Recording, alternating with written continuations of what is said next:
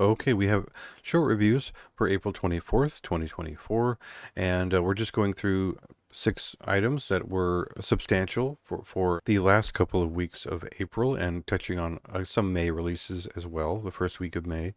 And these are just above average releases, solid stuff worth talking about. I had to make a ton of cuts all over the month of April and May just to make sure that I could keep a reasonable schedule. So you're getting 6 pretty substantial records here. So the first one here is Barbarian Swords Feated. This is one of 2 albums that they'd finished during kind of the pandemic years. The first was Anti-Dogma Megaforce, which is maybe like more of a creator style uh, Blackened Death Thrash record, shorter songs, thrash metal riffs. It was an effort led by the guitarist that was just forcing through with more aggressive style. And this record, Feated, is the other side of the band. This is their black doom metal side that they're better known for. This is kind of where they started with a sludgier, old school black doom sound.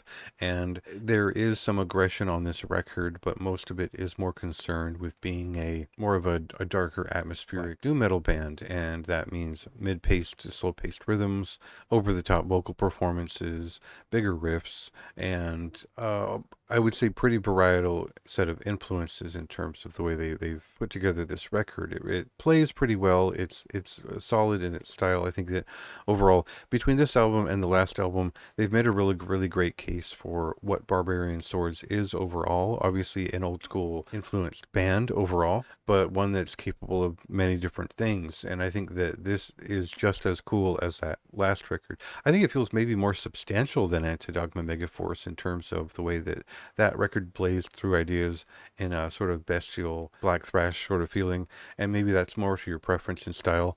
This record is more deliberate and slow and gets out more ominous and atmospheric ideas, and I think they're really good at that. It's kind of what they started out doing, so that they're pretty exceptional at creating a feeling and a tone that it just it's cool. It's a cool record. I don't know how else to put it, but it is maybe their best version yet of this black doom metal style. It is one of their sharper recordings overall. A lot of their earlier stuff is pretty raw in the way they realized it, and this is just a very clean but not too clean recording that captures them at their best, I would say.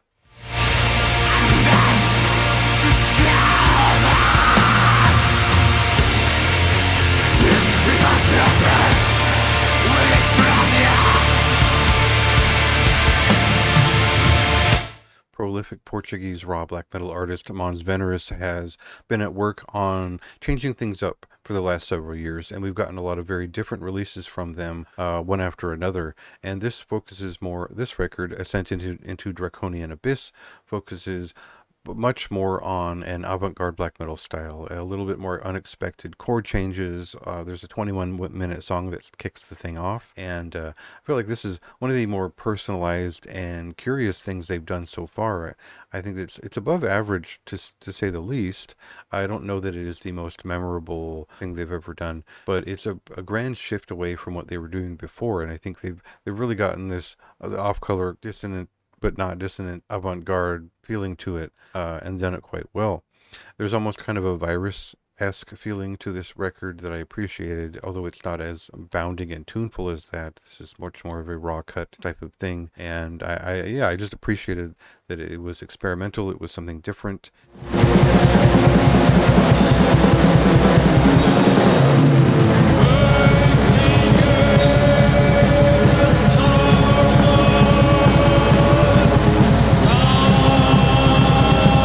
Naturally, war metal or bestial death metal and grindcore fit together like a glove, and this Parisian death metal band from members of Benefiction, Regardless, Toms Tomber, and Sepulchre, it comes together really well because they all have a talent for writing riffs, and we know that from all the bands they've been in thus far.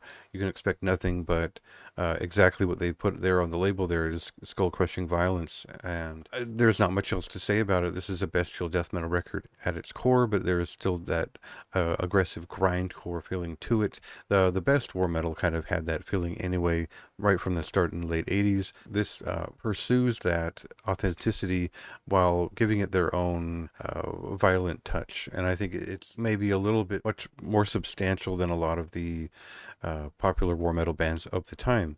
I don't know that this is going to catch as many ears as maybe Antichrist Siege Machine, but the same fan will appreciate this record for these same reasons. And maybe this has better riffs for my taste.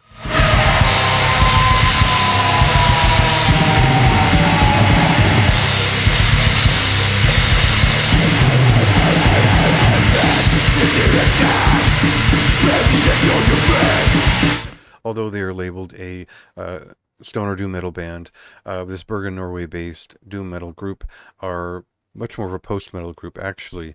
If you're a fan of Dwal or Ocean Chief, you'll understand that this is the Scandinavian feeling form of post-metal, which takes some influence from psychedelic doom metal, but has much more in relation to later era atmospheric sludge before we started calling it post-metal. This is a very deliberate, atmospheric, eerie, ominous doom metal record. It's one that I didn't have that much to say about it. I think that they're more prone to drift, and atmospheric side was much more interesting. Like I say, there's a song on here that reminded me of Minsk, but overall, a pretty solid record.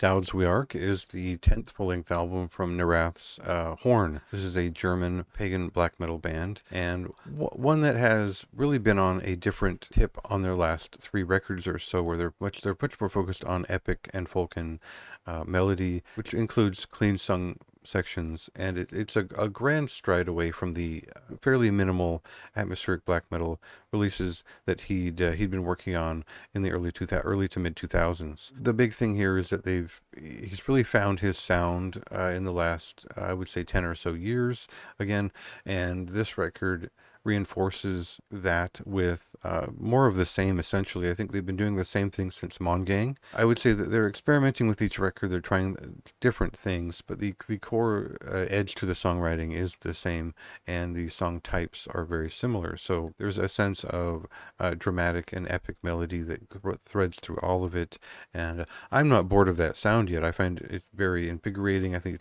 he's got a great style and sound, and I think his clean vocals have been even stronger than his sort of black metal vocals as he's developed them. So still a big fan of this band, and I appreciate most all of their records at this point.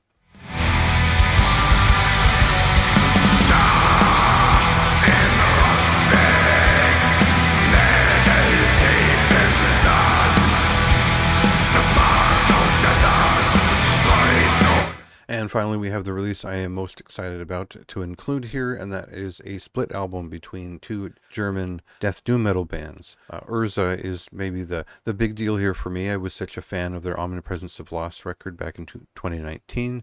I was excited to hear their form of funeral death doom metal come back, and we get a pretty big couple of songs here in terms of their side. Now, this is a split album, so there's about 20-something minutes of music on each side.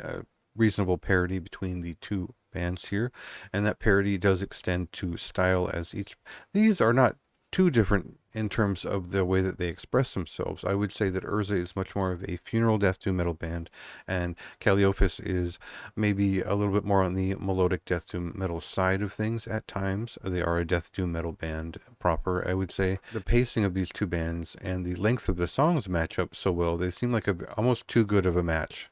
So although I'm more familiar with Urza and I prefer their sound, I think that I am coming around on Calliophis beyond their full length.